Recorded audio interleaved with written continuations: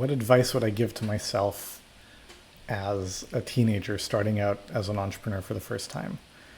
I don't know, because I'm happy with the way things worked out, and I'd kind of be reluctant to risk messing with it. Like, a lot of things didn't work out and there were a lot of stumbles, but I also learned from all those stumbles, and I don't know if I'd want to shortchange those lessons.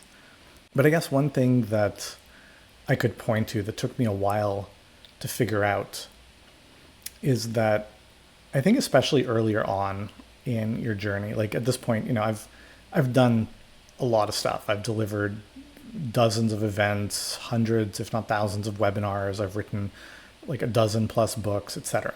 And so it gives you some perspective around, like I'm starting to work on my next book right now. And I know that it's my next book.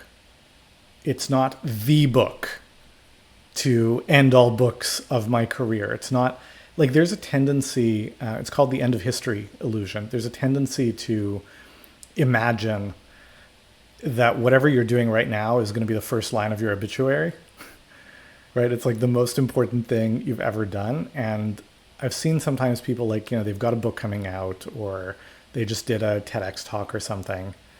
And like, pimp it out, spread the word, do all that. But like they go too far because they lose perspective of the fact that this is the book you're writing right now. In a few years, it'll be a different book, right? And you don't want to torch all of your relationships trying to squeeze every bit of juice. So make the asks, right? Invite people to promote, but also just recognize that, sometimes people are not going to want to do stuff. Sometimes now is not the right time, and it's a long life.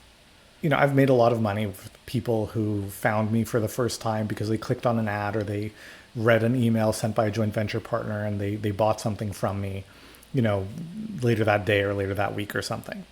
But I've made orders of magnitude more money from people who did something like that, but didn't buy anything, and then just started following my work. Or I met them at an event and we had a great conversation and nothing happened beyond that. But 1 year, 3 years, 5 years later, it turned into a lot of business. Right? I was just the other day, someone was asking me about like, well, what's the value of going to conferences, right?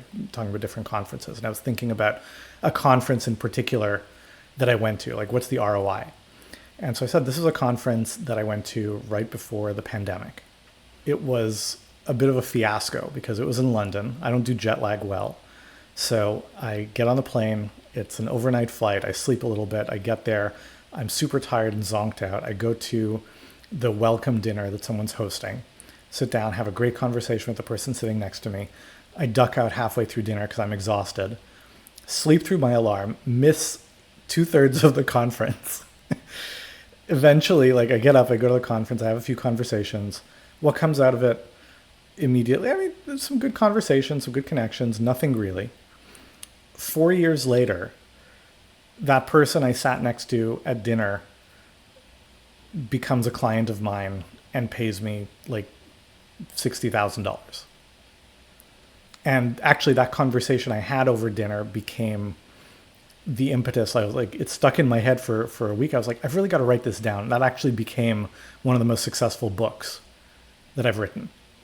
And so what I tell people is, like, you think about all these things, what's the ROI of going to conferences? Well, it depends. I mean, not every conference is the same. You want to treat it as a portfolio approach, right? Because like anyone can be a dud, but if you go to 5, 10 on balance, there's a result. But the longer your time horizon and the more patient you are, the more valuable they are, right? If you're like, what's the immediate ROI? It's probably not a lot in most cases.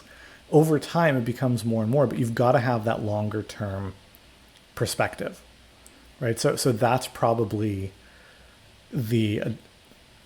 going back to advice to my younger self, though. I mean, I don't know that I had the maturity to really absorb that advice. Like, I reflect on advice and guidance I would get from coaches over the years and be like, no, that won't work. No, that doesn't fit. And then 6 or 12 or 24 months later, I would, the seed was planted and I would eventually arrive at that conclusion, in air quotes, myself. But like, they helped, they led me there.